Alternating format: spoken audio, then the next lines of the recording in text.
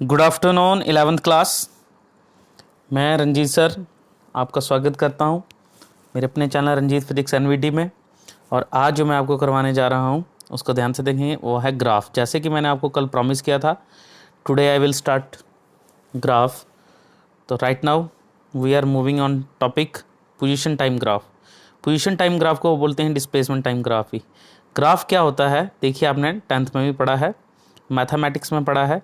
Graph था हमारे पास इस तरह का, ये एक्स एक्सिस होता है, ये वाई एक्सिस होता है, पढ़ा था आपने। तो इसमें हमारे पास क्या है बच्चे, देखिए इसमें हमने एक्स एक्सिस पे टाइम लेना है, ऊपर डिस्प्लेसमेंट लेना है, और डिस्प्लेसमेंट अपॉन टाइम होता है वेलोसिटी। ठीक है, ये हम पढ़ चुके हैं। देखिए इसमें दो एंगल दिए हैं, θ1 है θ2, और एंगल जो होता है वो रिप्रेजेंट करता है स्लोप, और स्लोप का एक्चुअल मीनिंग होता है tan थीटा। ठीक है जी, और tan थीटा आपको पता है परपेंडिकुलर अपॉन हाइपोटेन्यूज होता है, पढ़ चुके हैं आप 10th में।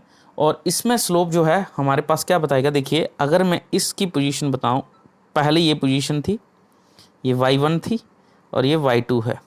ठीक है, आपने सिंपल इसका फॉर्मूला याद रखना है, y2 minus y1 upon x2 minus x1। जो x एक्सिस पे होगा उसकी final position minus initial position, और जो y एक्सिस पे होगा उसकी final position minus initial position. तो यहाँ पे आप लिख सकते हैं, इसको काट दीजिए, y2 माइनस y1, और देखिए चलिए फिर से इसको t2 माइनस t1 भी, क्योंकि यहाँ पे टाइम दिया है, x एक्सिस के ऊपर क्या दिया हुआ है, टाइम दिया हुआ है। तो अब हमारे पास क्या आता है, मोर द एंगल, जितना बड़ा एंगल होगा उतना ज़्यादा इसका स्लोप होगा। स्लोप का मतलब ही tan थीटा होता है, एंगल बड़ा होगा, ठीक है, tan थीटा की वैल्यू ज़्यादा होगी तो हमारे पास स्लोप बड़ा होगा और हमारे पास ये वैल्यू ज़्यादा आएगी। तो इससे हमें पता क्या चलता है, देखिए tan थीटा होता है परपेंडिकुलर अपॉन हाइपोटेन्यूज। परपेंडिकुलर क्या है यहाँ पे, डिस्प्लेसमेंट, सॉरी परपेंडिकुलर क्या है यहाँ पे, डिस्प्लेसमेंट, और यहाँ पे टाइम क्या है हमारे पास, वेलोसिटी। टाइम दिया है, डिस्प्लेसमेंट अपॉन टाइम क्या होता है, delta S upon delta T. Change in displacement divided by change in time क्या आ जाएगा हमारे पास, वेलोसिटी के बराबर। तो more the angle more would be slope and hence more is velocity, ये बात याद रखनी है। अब यूनिफॉर्म वेलोसिटी के लिए हमारे पास, अब यहाँ पे देखिए, तो यहाँ पे ये जो ओ ए है ये ज़्यादा वेलोसिटी है as comparison to O B K, क्योंकि ओ बी का स्लोप बड़ा है, थीटा बड़ा है। ठीक है, तो ये बात याद रखिए। नेक्स्ट आता है यूनिफॉर्म मोशन के लिए। हाँ, यूनिफॉर्म मोशन के लिए देखें तो यूनिफॉर्म मोशन के लिए ग्राफ इस तरह से आता है, ठीक है, स्ट्रेट लाइन। आप समझेंगे वेलोसिटी यूनिफॉर्म कैसे रहेगी इसमें। देखिए पहले देखते हैं, ये 2 सेकंड है, 2 सेकंड में कितना चल रहा है, 1। तो हमारे पास वेलोसिटी हो जाएगी, फाइनल पोजीशन मान लीजिए 4 है, यहाँ से स्टार्ट करते हैं, और इनिशियल पोजीशन 2 थी। तो अब हमारे पास हर मूवमेंट पे इसकी चेक करते हैं क्या वेलोसिटी वही रहती है।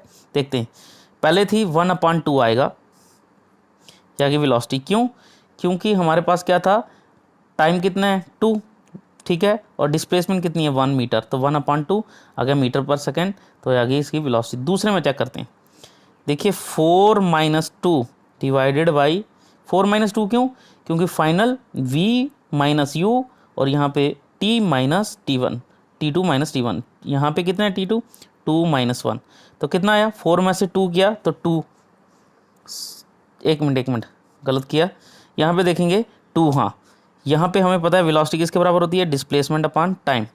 तो यहाँ पे देखिए जिसको हम बोलते हैं, जैसे अभी लिखा मैंने y2 माइनस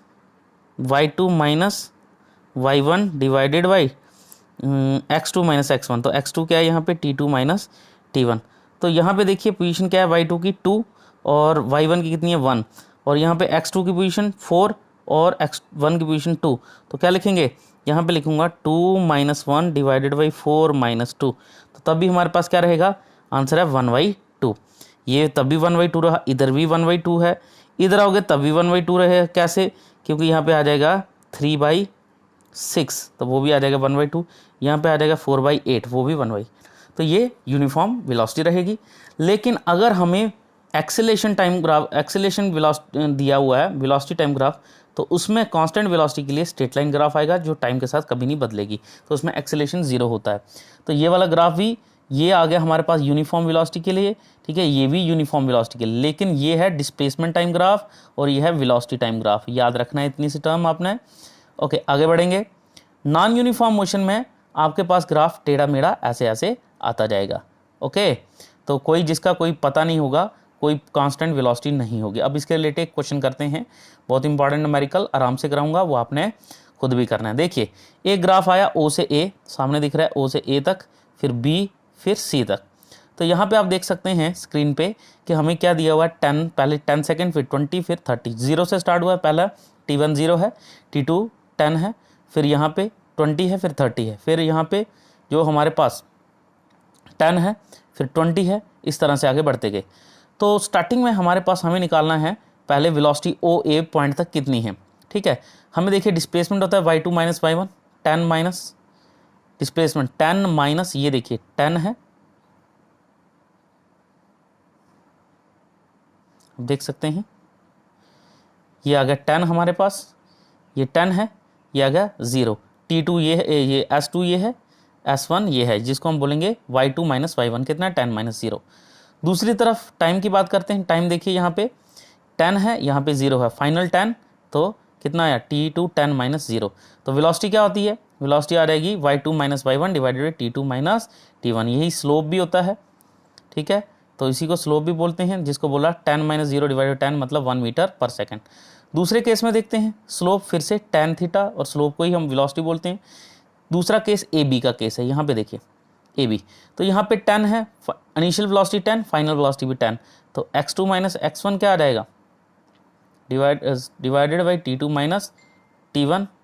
ठीक है, अब यहाँ पे आगे चलेंगे, देखते हैं, देखिए आप शाबाश, ये ए बी रीजन में y2 minus y1 upon T2 minus T1। 10 minus 10 क्यों, क्योंकि इसका y1 ये y1 है, ये कितना है 10, y2 ये कितना है, ये भी 10, इसके कॉरस्पॉन्डिंग देखिए 10 है।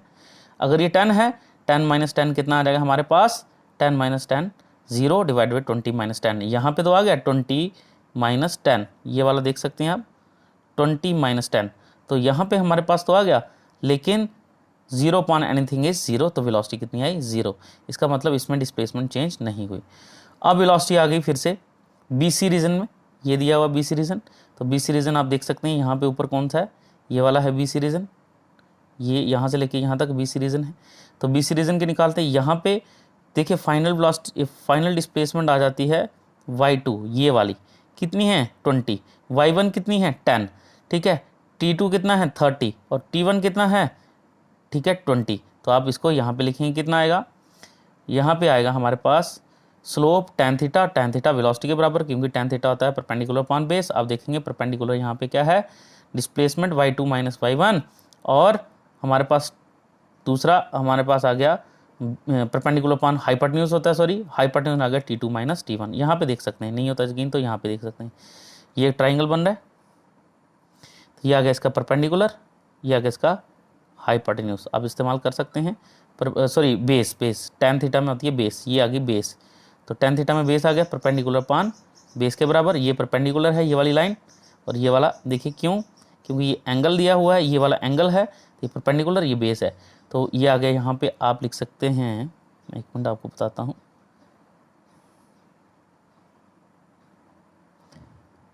यहाँ पे देखिए ये वाला आ गया y2, ये वाला आ गया y1, ये वाली पोजीशन आ गई T1, ये वाली पोजीशन आ गई T2, दिख रहा है सामने, ठीक है, ये वाला, तो इधर इनके बीच में एक ट्राइंगल बनना है ये वाला, तो ये ट्राइंगल आप साइड रफ पे करेंगे, तो रफ पे हमारे पास क्या रहेगा, आराम से इसको ऐसे लिखेंगे, ऐसे ऐसे, ये आ गया y2, ये y1, ये T1 और ये वाला T2, तो इनके बीच का डिस्टेंस आप निकालेंगे तो हमारे पास क्या रहेगा, यहाँ पे 20